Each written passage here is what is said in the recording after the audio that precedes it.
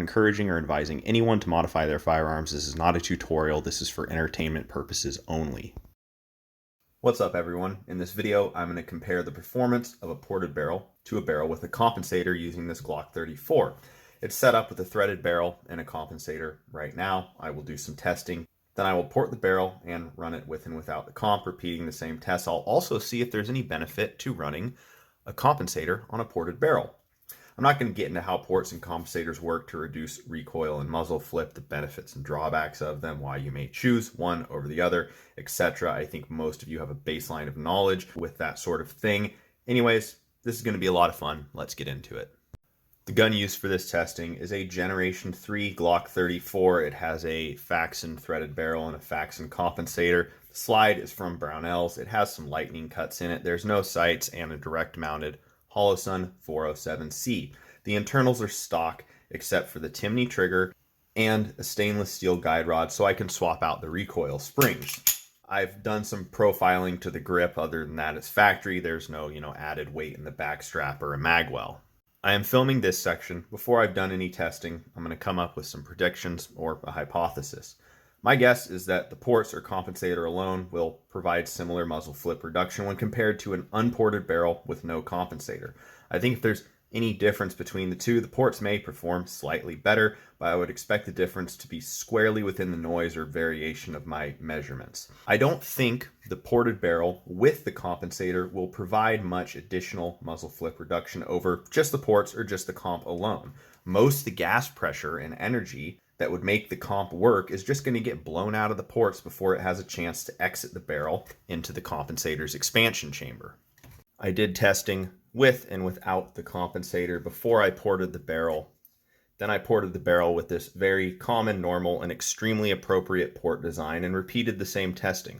For all tests, I used the same 11-pound recoil spring because recoil spring weight can affect muzzle flip. The same standard Glock 17 magazine was used, loaded with the same amount of ammo for each test. All ammo used was Blazer Brass 115 grain 9mm.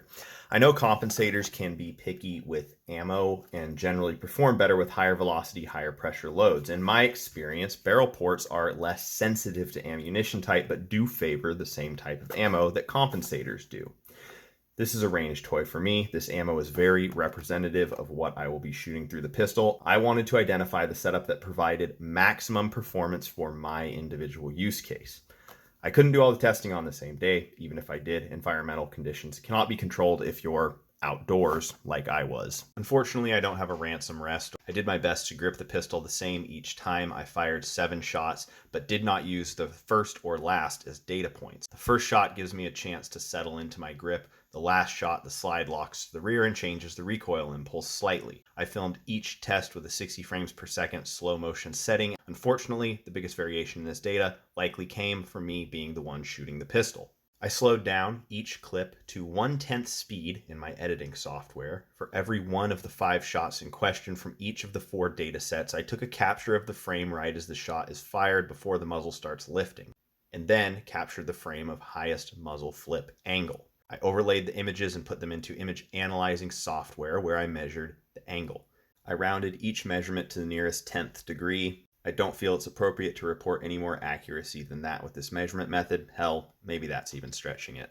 With the muzzle flip angle values I measured from the 5 shots, I calculated the mean and standard deviation of each data set. I then added and subtracted 2 standard deviations for my mean value and made sure none of my measurements fell outside that range. That would likely indicate an issue with the frames I captured or the measurements I took. No data points fell outside this range, luckily. I will use the mean values from each test rounded to the nearest 10th degree for comparison. Let's get into the testing with our baseline, that is, no ports and no compensator.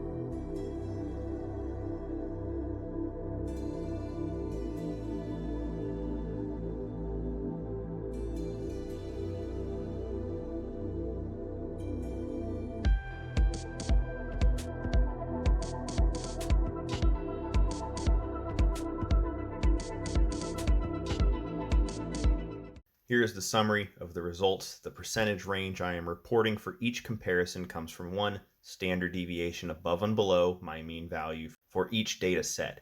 You will see that gives me a pretty big range, but with all the variability in the experiment and data collection, I think it's a fair way to report the results. I will also report mean muzzle flip reduction percentages. I have created some plots to help visualize this. The top of the colored bar is the mean value for each data set, and the error bar shows one standard deviation above and below that. A lower bar means less muzzle flip, which indicates better performance. Let's look at the details of individual comparisons first. Compared to the baseline, the compensator alone provided between 18 to 27% muzzle flip reduction, with a mean muzzle flip reduction of 22%. The ports alone provided 34 to 41% muzzle flip reduction over the baseline, with the mean being 37% reduction. The ported barrel with the compensator reduced muzzle flip 42 to 49% over the baseline, with the mean muzzle flip reduction being 45%. The ported barrel reduced muzzle flip more than the compensator by 15 to 23%, with a mean muzzle flip reduction of 20%. The ported barrel with the compensator reduced muzzle flip 26 to 34% more than the compensator alone, with a mean muzzle flip reduction of 30%. The ported barrel with the compensator performed better than the ported barrel alone by 8 to 18%, with a mean muzzle flip reduction of 12%. Looking at all the tests on the same plot, it shows the ports, in addition to the compensator, were the most effective at reducing recoil. The subjective performance difference, or how it felt to me when shooting it, was a little less obvious than this plot. I shot the unported barrel and the compensator only on the same day. There was a pretty noticeable difference between those two tests. On a different day, I shot the ported barrel only and the ported barrel with the compensator. I didn't notice much difference between those two, obviously because I had to test on one day, then machine, then test again on a different day. There are some tests here that were impossible for me to do back to back, so it's hard for me to make a subjective comparison of those. I expected the performance to be closer between the compensator and the ported barrel only. The ammo I used may not have produced optimal performance out of the comp, so the performance may have been more comparable with different ammo, but again, I'm testing for my purposes with the ammo I'll primarily be using. The compensator still performed well compared to the baseline. I'm very pleased with the performance of this porting job. I'm surprised by the performance difference between the compensator on the ported barrel versus the ported barrel alone. Not necessarily what I felt, but the measured value in the data. I expected the mean of the comp and port data to be within the standard deviation of the ported barrel alone. The ported barrel was reliable throughout the testing, although ejection was a little bit weak and sporadic. When the compensator was installed on the ported barrel, I had a high malfunction rate, maybe 1 in 5 shots. You can also see the ejection patterns very weak. They're barely dribbling out of there. Again, to me, this highlights a greater difference in performance than I was expecting. In this particular case, according to my data and testing, I'm pretty comfortable saying that there appears to be an improvement in performance running a compensator on a ported barrel. For my purposes moving forward, I'm just going to be running the ported barrel for reliability. Since I won't be running the comp anymore, I'm going to flush cut and target crown the barrel. Ejection with the 11-pound spring was still a little weak with only the ported barrel. I see Wolf offers a 10-pound spring, so I'm going to try that, see if I can get the empties further away from my optic window. I don't know if I could get a spring light enough for reliable function with the comp on the ported barrel. Maybe a pistol with a shorter, lighter slide and a smoother action in addition to much lighter recoil springs would run somewhat reliably with a comp on a ported barrel. I'm guessing that the clunky, long unlocking action and the high tilt angle of the barrel in most striker-fired pistols is not conducive to running a compensator on a ported barrel. It just takes too much energy out of the slide reciprocation. Who knows? Someone has probably gotten it to work. Anyways, let me know your thoughts. Were you surprised by these results? I hope this video is entertaining and informative. Thanks so much for watching. I'll catch you next time.